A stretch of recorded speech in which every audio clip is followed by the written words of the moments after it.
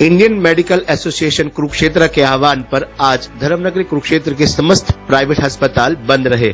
सरकार की bond policy के विरोध में आईएमए ने सांकेतिक हड़ताल की। आईएमए मेडिकल छात्रों के समर्थन में इस समय उतर चुकी है। आपको बता दें, इंडियन मेडिकल एसोसिएशन आईएमए की कुरुक्षेत्र इकाई ने मेडिकल छात्रों के संघर्ष का समर्थन करते हुए शहर के सभी स्वास्थ्य सेवाओं को आज 12 घंटे के लिए बंद रखने का ऐलान किया है। आईएमए कुरुक्षेत्र के अध्यक्ष डॉक्टर राकेश भारद्वाज ने बताया कि हरियाणा राज्य के सरकारी मेडिकल कॉलेजों की छात्र 1 नवंबर से अपनी उचित मांगों को लेकर संघर्षरत हैं। वे आईएमए सरकार की बॉन्ड पॉलिसी के विरुद्ध इस आंदोलन में छात्रों के साथ खड़ी है। हरियाणा सरकार उन मेधावी छात्रों जो कि नीट जैसे कठिन इम्तिहान से चयनित होकर सरकारी मेडिकल कॉलेजों में दाखिला लेना चाहते हैं, उन्हें अपनी अनिवार्य सेवा शर्तों वाले बॉन्ड के जरिए बंधुआ मजदूरों जैसे व्यवहार करना चाहती है। गरीब व मध्यम वर्ग परिवारों से आने वाले मेधावी छात्रों के लिए 40 लाख रुपए का बॉन्ड या 7 साल की अनिवार्य सरकारी सेवा की शर्त घोर अन्याय है। इस अदूरदर्शी व संवेदनहीन बाध्यता द्वारा मेधावी गरीब छात्रों को सरकारी कॉलेजों से वंचित होना पड़ेगा। वे प्राइवेट मेडिकल कॉलेजों का रुख करना पड़ेगा, जबकि अपनी महंगी फीस की वजह से उनके सामर्थ्य से ये सब बाहर है। नतीजतन सिर्फ धनी लोगों के बच्चे ही मेडिकल क्षेत्र में आ पाएंगे, चाहे वे मेरिट में कहीं भी पीछे हों। परिणामतः देश की स्वास्थ्य सेवाओं व जनता के हित में ये बात नहीं होगी। उन्होंने आईएमए की ओर से हरियाणा सरकार से मांग की कि संघर्षरत छात्रों की मांगों को तुरंत स्वीकार किया जाए, अन्यथा सभी डॉक्टर अनिश्चितकालीन हड़ताल के लिए मजबूर होंगे व इसकी जिम्मेदारी राज्य सरकार की होगी। आईएमए की एक बैठक आज पिपरी रोड स्थित एक निजी होटल में संपन्न हुई। इस बैठक में doctor Rishipal Gupta, doctor Ajay Goyal, doctor Pawan Goyal, doctor Surendra Mehta, doctor Rajesh Saini, doctor Lalit Gupta, doctor Neeraj Mittal, doctor Narendra Prithvi, doctor Arun Sandhu, doctor Vijay Gupta, doctor Akshpal Sharma, doctor Abhilav Kamboj, doctor Anil Agarwal, doctor Sneh Pareek Gupta, doctor Sandhya Mittal सहित आईएमए से जुड़े अनेक अन्य डॉक्टर भी मौजूद रहे।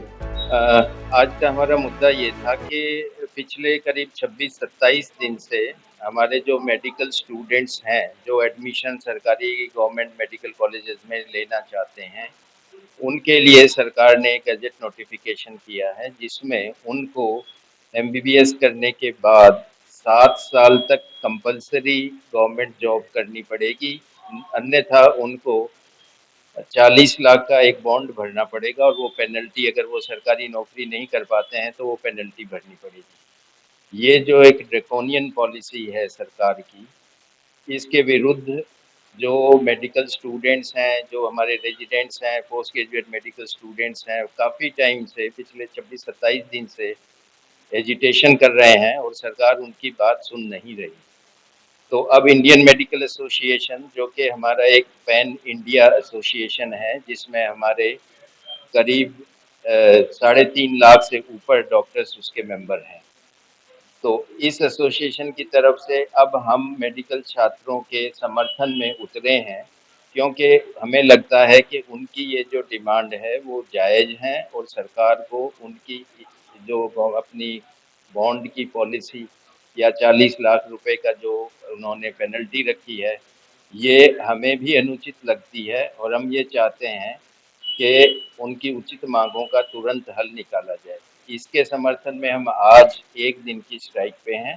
हमारे नर्सिंग होम और हॉस्पिटल जितने भी हैं वो हमने बंद कर रखे हैं और अगर सरकार फिर भी नहीं सुनती है तो हमें आगे एक्शन लेने के लिए मजबूर होना पड़ेगा, क्योंकि इस पॉलिसी का सबसे बड़ा मसला ये है कि जो नीट से क्वालिफाइड जो हैं लोग बाग, जो मेधावी छात्र हैं और गरीब और मध्यम परिवार से आते हैं, उनके लिए ये बहुत ही एक सरकारी मेडिकल कॉलेजेस में एडमिशन पाना दूभर हो जाएगा, क्योंकि 40 लाख का बॉन्ड भरना उनके बस के बाहर बात है।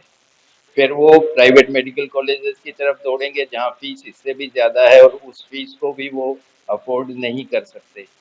तो इसलिए जितने मेधावी छात्र हैं वो मेडिकल फील्ड से में एडमिशन नहीं ले पाएंगे और जो भावी डॉक्टर हमारे निकलेंगे फिर ऐसे कॉलेजेस से, वो सब धनी परिवारों से होंगे और वो सरकारी नौकरी या वो संवेदनहीनता रहेगी सरकारी सेवाओं में और सरकारी सेवाओं से दूर भागेंगे। तो जो नतीजा सरकार चाहती है कि सरकारी सेवा में आए डॉक्टर्स, तो उनको बेहतर सुविधाएं देनी पड़ेगी, ना कि उनके ऊपर ये कंपल्शन लादना पड़ेगा कि भाई 40 लाख की पेनल्टी लगेगी, 7 साल तक सर्विस करें।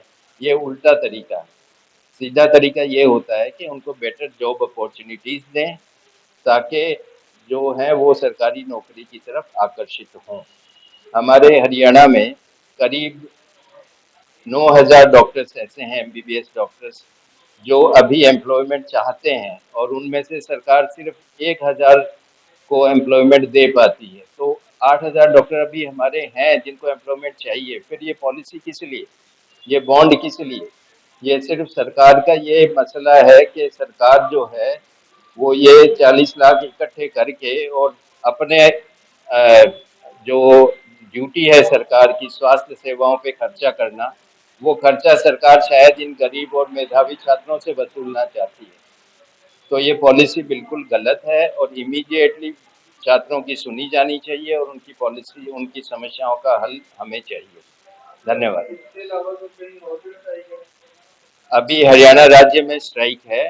बाकी हमारे जो नेशनल प्रेसिडेंट हैं और नेशनल सेक्रेटरी हैं, जयेश लेले और सहजानंद, वो रोहतक में पीजीआईएमएस में जहाँ पे बच्चे बैठे हुए हैं, वहाँ पे उनके पास आके अपना आश्वासन दे चुके हैं कि अगर ये सरकार नहीं मानती तो पूरे हिंदुस्तान में स्ट्राइक पे जाएंगे।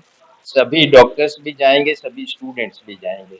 अभी ये सिर्फ हरियाणा में है। हरियाणा के तमाम राज्य में आज सब संस्थान जो मेडिकल, नर्सिंग होम, क्लिनिक्स हैं, वो सब बंद हैं आज एक दिन के लिए। वो छात्रों के समर्थन में बंद हैं, और अगर सरकार नहीं सुनती तो ये फिर आंदोलन और फैलेगा। अगर टोटल स्टूडेंट की बात करें तो पूरे हरियाणा में कितने स्टूडेंट हैं? सर, अभी जो स्टूडेंट्स हैं वो एक साल में करीब 900 स्टूडेंट होते हैं। 4400 के करीब स्टूडेंट अभी बैठे हुए हैं वहाँ पे। 4,400 स्टूडेंट अभी बैठे हुए हैं स्ट्राइक पे पीजीआईएमएस रोहतक में।